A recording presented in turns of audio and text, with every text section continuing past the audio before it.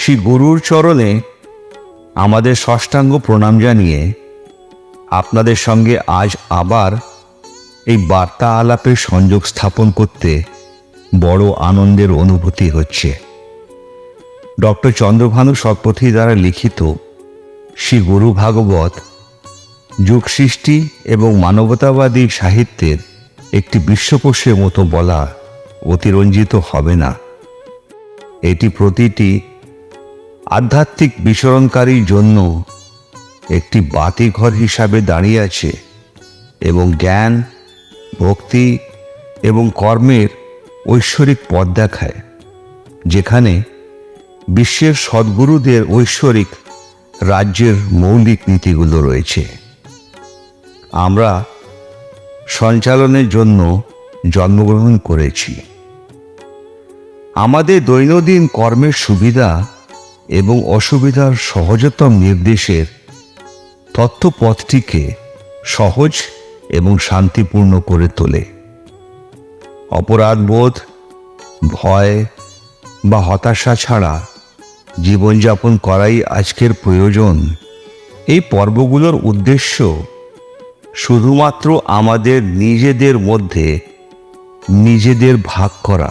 পূর্ব কিছু পর্বে আমরা শ্রী গুরু ভাগবতের প্রথম খণ্ড আলোচনা করেছি, যেখানে আমরা কয়েকটি গুরুত্বপূর্ণ বিষয়ে আলোচনা করেছি। একটি সত্য বলা অতি বিশেষ মনে করি।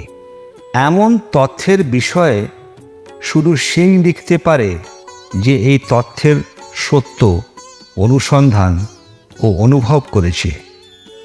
আসুন আমরা পূর্ব পর্বের আলোচনাগুলিতে একটু চোখ বুলিয়ে নিই। শ্রী গুরু ভাগবতের প্রথম খণ্ডে আমরা শ্রী গুরু প্রার্থনা শুনেছি, যার ভেতরে আমাদের দৈনন্দিন জীবনের প্রতিটি পরিস্থিতির সম্বন্ধে উল্লেখ করা হয়েছে।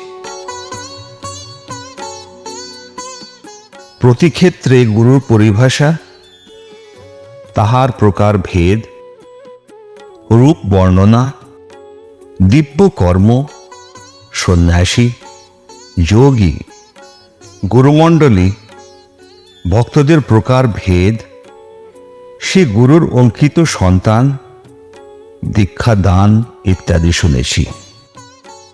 কিন্তু সবচেয়ে গুরুত্বপূর্ণ বিষয় ছিল নরস্থিতি থেকে গুরুস্থিতিতে উত্তরণ।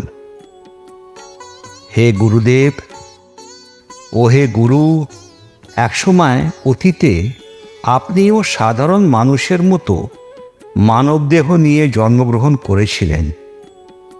আপনিও মেঘাচ্ছন্ন আকাশের চাঁদের মতো মায়া, জাগতিক মায়া দ্বারা আবৃত হয়েছিলেন।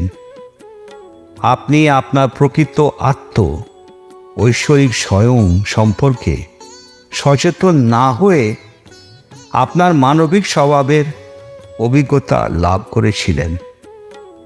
আপনিও মায়ার জালে জড়িয়ে কর্মসাগরে নিমজ্জিত হয়েছিলেন। ঐশ্বরিক কৃপায় আপনি একদিন একজন সদ্গুরুর পারফেক্ট মাস্টার সংস্পর্শে এসেছিলেন। এই পরশমণির স্পর্শে আপনি শেষ পর্যন্ত আধ্যাত্মিক পথে প্রবেশ করেছিলেন।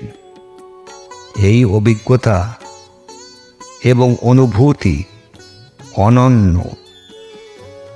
এবার আপনাদের পরিচয় করিয়ে দিই আগামী কিছু পর্বের সম্পর্কে। আমাদের শ্রী গুরু ভাগবতের দ্বিতীয় খণ্ড, এখানে আমরা আলোচনা করব সদ্গুরুর ঐশ্বরিক ব্যক্তিত্ব, সদ্গুরুর দেহে ঐশ্বরিক চিহ্ন, গুরুর অলৌকিক শক্তি, গুরু ও শিষ্যর মধ্যে সম্পর্ক, গুরুর প্রতি ভক্তি, ঐশ্বরিক অনুগ্রহ, ক্ষমতা হস্তান্তর, মহাবিশ্বের তত্ত্ব এবং গুরুর তত্ত্ব ইত্যাদি। এই খণ্ডে সবচেয়ে গুরুত্বপূর্ণ বিষয় হচ্ছে মৃত্যুর বিজ্ঞান।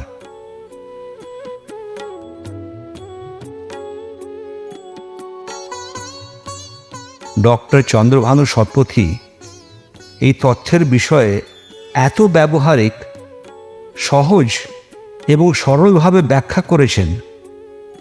আসুন দেখি। পৃথিবীর সকল জ্ঞানের মধ্যে মৃত্যুজ্ঞানই সর্বশ্রেষ্ঠ জ্ঞান। যে মৃত্যুর তাৎপর্য বোঝে না, সে তার জীবনের অর্থ আসলে বোঝে না। মানবদেহ স্বল্পায়ু এবং বৃদ্ধ বয়সে তা অত্যন্ত ভঙ্গুর হয়ে যায়।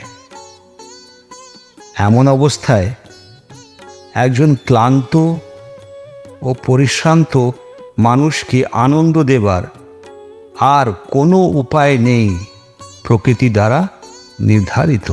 মৃত্যু ছাড়া এত কাব্যিক এবং সুন্দর শব্দসমূহে মৃত্যুকে আজ অবধি বোধহয় কেউ প্রকাশ করতে পারেনি।